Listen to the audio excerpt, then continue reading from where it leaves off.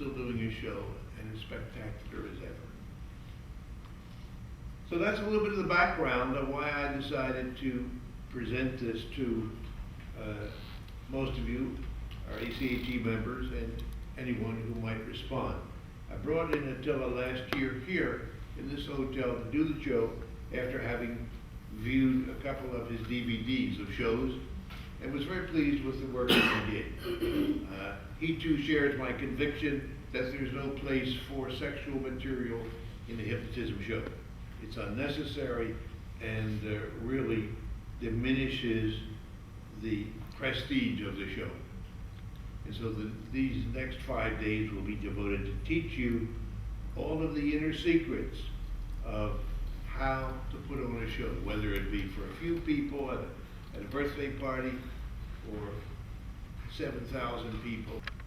Attila, as you read in the literature we sent you, in the past 10 years has averaged 240 paid stage performances per year. He also teaches this program at one of our ACHE schools in Edmonton, Alberta, Canada. Every year, this is presented to the graduates from the clinical hypnosis training course run by Amy Slighton. Many of you have met her here. We've had her here the past several years making presentations. So I guess that's enough of an introduction and a platform to bring to you your host, Attila.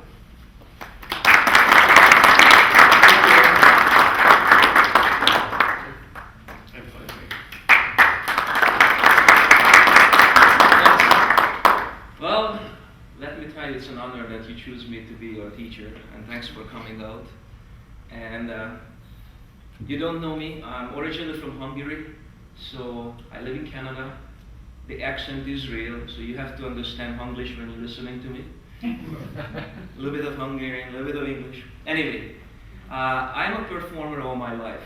When I was a little boy, I was in a summer camp and I learned a little quick magic trick from a small little magazine and performed it at the bonfires at the youth camp, like a Boy Scout camp. I was like 7 years old, and it's carried on all the way until I become older. By the time I was 17, I was already performing professionally, traveling with my magic shows. And in Hungary, I was trained in an artist school and a circus school, and I had all masters who taught me the secrets of stage and the performing. So when I'm teaching hypnosis here now, it's not just all about doing an induction or stuff like that. I'm going to really pass you down the same informations what was passed to me from other masters and generations in the entertainment business. How you conquer your fears, or how do you face the reality being in front of a group of people. And doing a show is different than when you are speaking. So a show, you will see, it's a different setting. In Canada, I noticed that the stage hypnotists, they just popping up one by one after another.